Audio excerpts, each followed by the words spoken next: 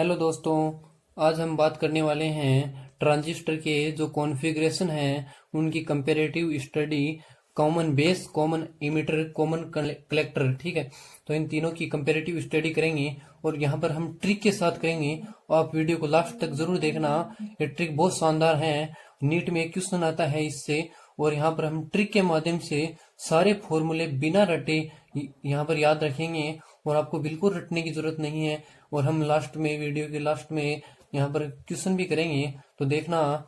Trick जो है वो है, यहाँ पर एक मूवी आई थी, उसमें गाना था कि बेबी को बेस पसंद है। तो यहाँ पर आपको याद रखना है कि इनपुट को बेस पसंद है और आउटपुट को कलेक्टर पसंद है। ठीक है, इनपुट को क्या है, बेस पसंद है और आउटपुट को कलेक्टर पसंद है। ठीक है, फिर हम बात करते हैं कॉमन बेस से शुरुआत करते हैं। कॉमन बेस में अगर मैं बात करूं कि इनपुट की, तो इनपुट में हमने क्या कि इनपुट को बेस पसंद है तो इनपुट में हमने बेस लगा दिया। फिर आउटपुट, आउटपुट को हमने कहा कि कलेक्टर पसंद है तो कलेक्टर जो है वो आउटपुट में लगा दिया। अब यहाँ पर कॉमन बेस है ये, तो कॉमन बेस मतलब बेस क्या है, कॉमन है। तो कॉमन बेस है तो दोनों तरफ बेस आ जाएगा, तो उधर तो बेस है ही, इधर भी आ गया। अब बचा क्या, यहाँ पर इमीटर बचा, तो इमीटर उधर लगा दिया।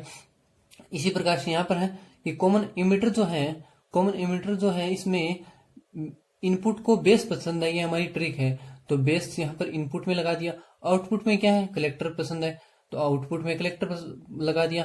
फिर ये क्या है, कॉमन इमीटर है, तो हमने यहाँ पर इमीटर को कॉमन लगा दिया, मतलब दोनों तरफ साइड लगा दिया।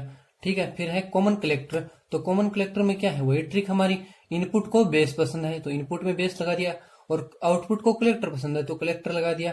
ठीक है, अब यहाँ पर कॉमन कलेक्टर है। ठीक है, तो कलेक्टर कॉमन है तो हम यहाँ पर कलेक्टर दोनों साइड लगा देते हैं। फिर बचा क्या, इमीटर, तो इमीटर हमने इस साइड लगा दिया आउटपुट में। ठीक है, अब बात करते हैं हम करंट गेन की। तो करंट गेन को हम एआई से डिनोट कर रहे हैं, इसे कोई फर्क नहीं पड़ता, लेकिन कॉमन बेस जो है इसमें हम करंट गेन को अल्फा से डिनोट करते हैं। तो अल्फा बराबर हो जाएगा, अब कोई भी हमने बहुत सारे फॉर्मूले पढ़े हैं उनमें हम अगर हम यहाँ पर गेन की बात करते हैं तो आउटपुट बटा इनपुट आता है। तो यहाँ पर भी आपको आउटपुट बटा इनपुट रखना है। तो अल्फा जो है करंट गेन यहाँ पर कॉमन बेस में वो हो जाएगी आउटपुट बटा इनपुट।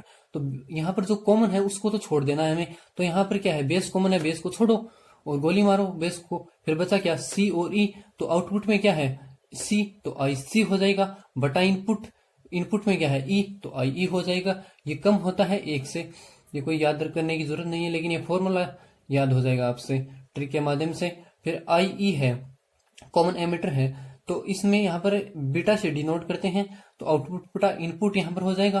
तो आउटपुट क्या है, यहाँ पर पहले कॉमन को गोली मारो, तो कॉमन एमीटर है तो ई को गोली मारो। फिर बचा क्या, सी और बी, आउटपुट क्या है, सी, तो आई सी हो जाएगा। और फिर इनपुट क्या है, बी, तो आई बी हो जाएगा, ये ज्यादा होगा एक से।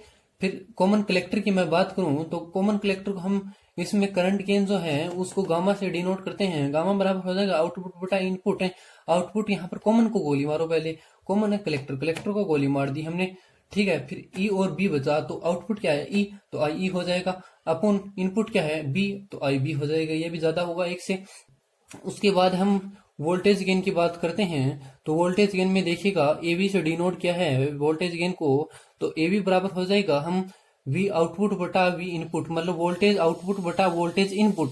तो वोल्टेज जो है वी, हम ओम के नियम से जानते हैं कि वी बराबर आई आर, तो वी जो है वी आउटपुट बटा वी इनपुट में हम लिखेंगे आई आउटपुट बटा I input into R output बटा आर इनपुट। तो आई आउटपुट क्या है, आई सी है यहाँ पर, और इनपुट क्या है, आई ई है। ठीक है, इंटू आर आउटपुट बटा आर इनपुट।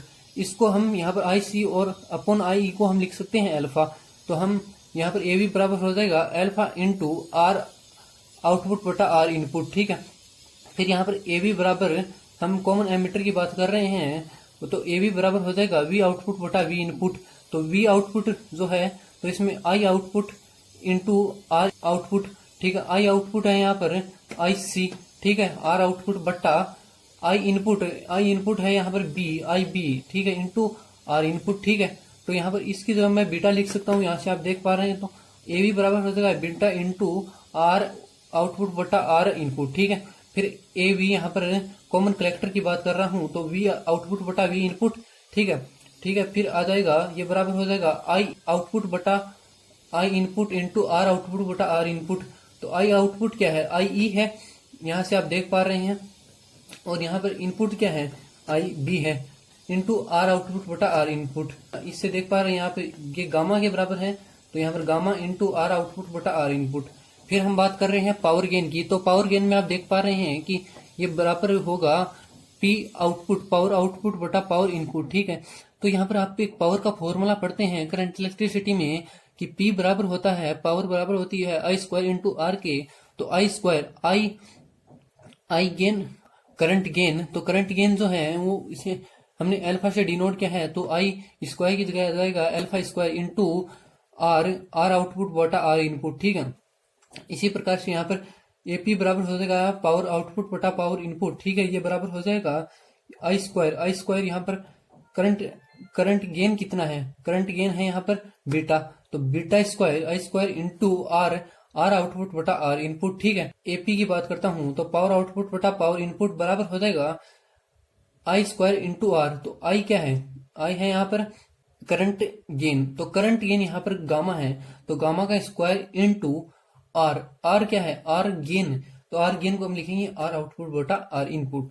फिर आप दो तीन जो छोटे छोटे फॉर्मूले वो भी देख लीजिएगा। आई ई बराबर होता है आई बी प्लस आई सी, मतलब जो करंट इमीटर की है वो बराबर होगी आई बेस प्लस आई कलेक्टर।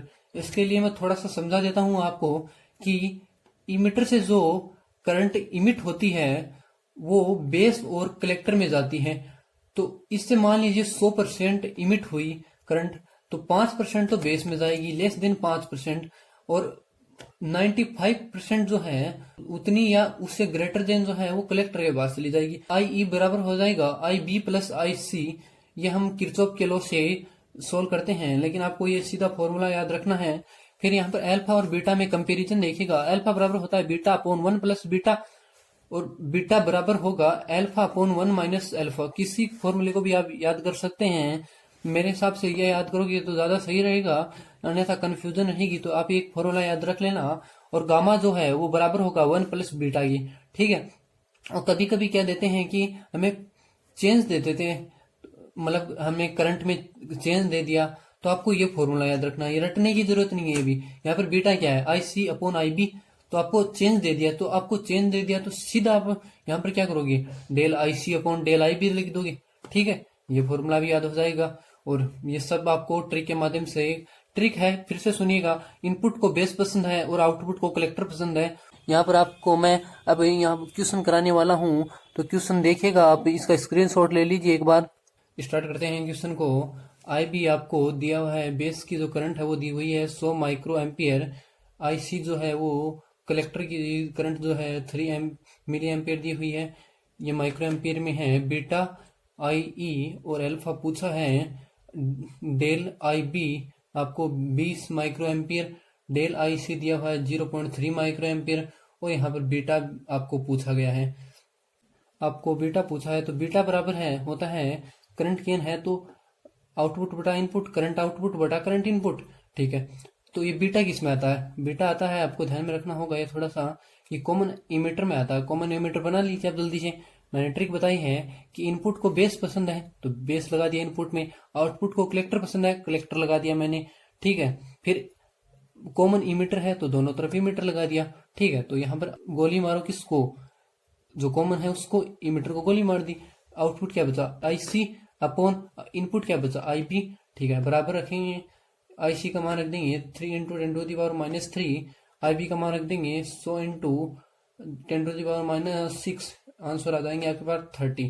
ठीक है, उसके बाद हमको अल्फा ज्ञात करना है, तो अल्फा बराबर मैंने फॉर्मूला बताया था बीटा अपॉन 1 प्लस बीटा, तो बीटा है 30, 1 जोड़ देंगे 31 हो जाएगा, इनमें आंसर आ जाएगा 0.97। ठीक है, फिर आई ई पूछा है, फॉर्मूला बताया था मैंने कि आई ई बराबर होता है आई बी प्लस आई सी, उसे कर सकते हैं 100 माइक्रो एम्पियर, और ये आई सी है 3 मिली एम्पियर। ठीक है, तो आप बस ये जो सेम होती है अगर माइक्रो मिली, तो आप क्वेश्चन को बहुत आसानी से कर सकते थे, लेकिन आप इसको पॉइंट में गड़बड़ हो सकती है, तो मैंने आपको थोड़ा अलग वे में बताया है, इससे तो आप मतलब बाद में भी कर सकते हैं। तो यहाँ पर अल्फा बराबर होता है आई सी अपॉन आई ई, ये अल्फा होता है कॉमन बेस में, तो कॉमन बेस बनाइए यहाँ पर इनपुट को बेस पसंद है, आउटपुट को कलेक्टर पसंद है, बेस कॉमन है तो बेस को कॉमन में लगा दिया, बचा इमीटर तो इमीटर लगा दिया।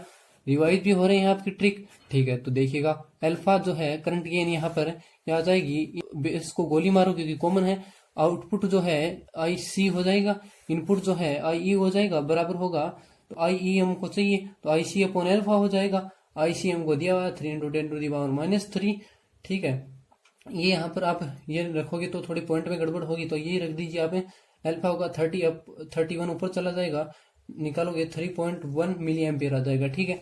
अब आपको चाहिए, ये दे रखा है और बीटा चाहिए, तो मैंने कहा था यहाँ पर बीटा का आप फॉर्मूला देख पा रहे हैं कि बीटा बराबर है आई सी अपॉन आई बी, ठीक है। मैंने कहा था कि आपको चेंज दिया हुआ होगा, आपको बिल्कुल डरने की नहीं जरूरत है, आप भी चेंज लगा देना फॉर्मूले के आगे, तो del I C upon del I भी लगा देंगे आप, ठीक है। डेल लगा दिया, फिर आप मान पुट कर दीजिएगा यहाँ पर, डेल आई सी है 0.5 मिली एम्पियर और फिर डेल आई बी है 20 × माइक्रो, ठीक है, 10⁻⁻6, तो ये आंसर आ जाएगा 25, ठीक है। तो अगला क्वेश्चन देखिएगा, तो अगला क्वेश्चन लेकर आ गया हूँ, स्क्रीनशॉट ले लीजिएगा जल्दी से, क्वेश्चन स्टार्ट करते हैं। तो आपको आर नोड, आर आई सी और आई बी दिया हुआ है, वोल्टेज गेन पूछा है। तो वोल्टेज गेन अगर आपको पूछा गया है तो वोल्टेज गेन होगा, कोई भी गेन पूछे तो आप आउटपुट बटा इनपुट लगा दीजिए। तो वी वोल्टेज गेन पूछा है तो वी आउटपुट बटा वी इनपुट, वी बराबर ओम के नियम से जानते हैं आई आर, तो I output into R output बटा I input into R input, ठीक है। मान यहाँ पर पुट कर देंगे, जब आप यहाँ पर वैल्यू पुट करना स्टार्ट करेंगे तो आप यहाँ पर आर आउटपुट आर इनपुट की तो वैल्यू आसानी से पुट कर देंगे, क्योंकि वो आपको direct R O R I के टर्म में दिए हुए हैं। लेकिन जब आप आई इनपुट आई आउटपुट की वैल्यू पुट करना स्टार्ट करेंगे तो आपको डायरेक्ट ना दे करके आई सी और आई बी के टर्म में दिए हुए हैं। इसलिए सबसे पहले तो आपको ये डिसाइड करना है कि इसमें इनपुट करंट कौन सी है और आउटपुट करंट कौन सी है। तो ये डिसाइड करने के लिए हमारा एक फंडा है, वो काम में आने वाला है।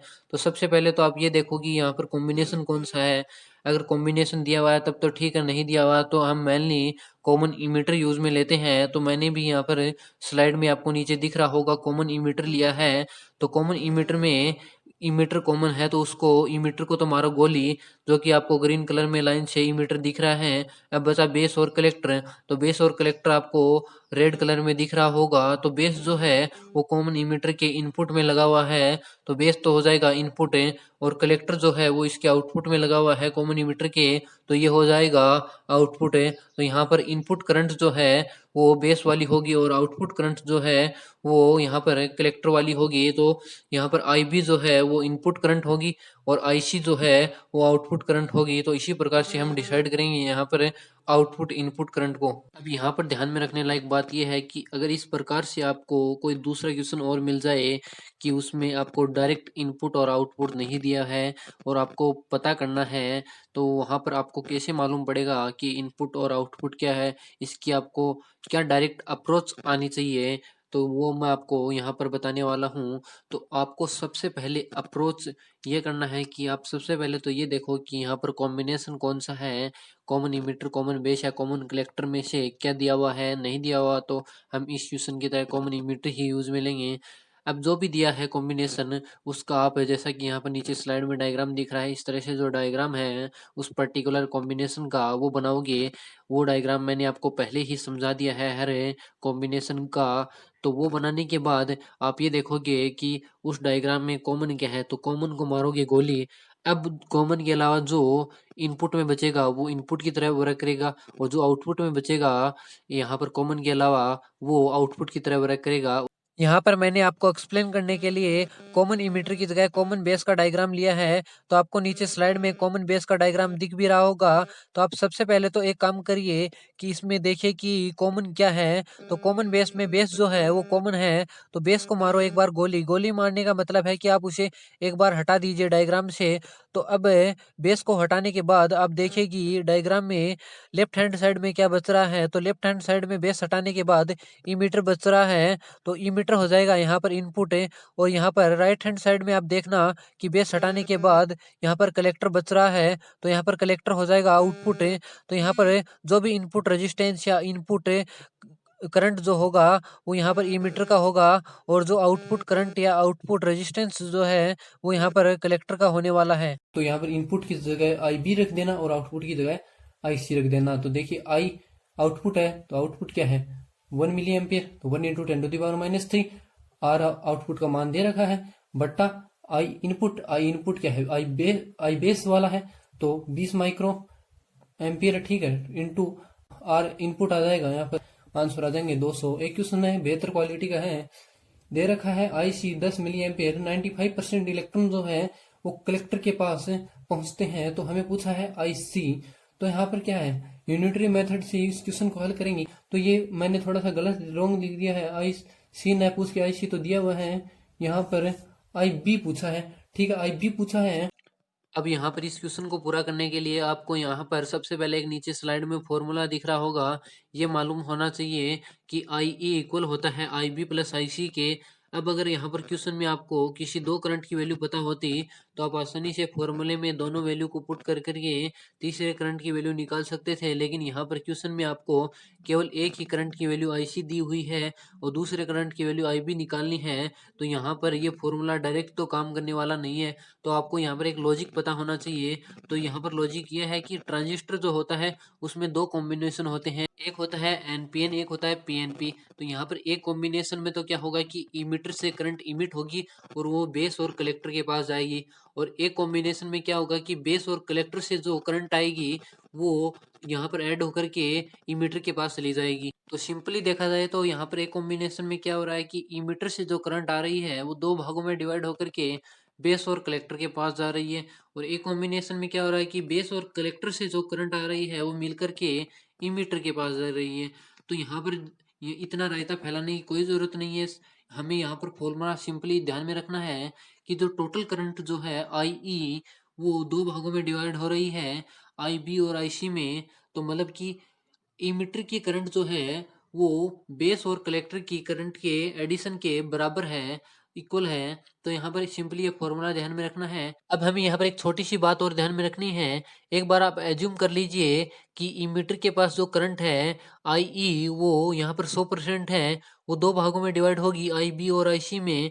तो उसमें से ग्रेटर देन 90% जो है वो कलेक्टर के पास आई सी जाएगी, और यहाँ पर बेस के पास लेस देन 10% करंट जाएगी आई बी में। ठीक है, तो आपको ये बात ध्यान में रखनी है। इस क्वेश्चन में दिख भी रहा है कि यहाँ पर आईसी के पास 95% इलेक्ट्रॉन्स आ रहे हैं, मतलब ग्रेटर देन 90% है।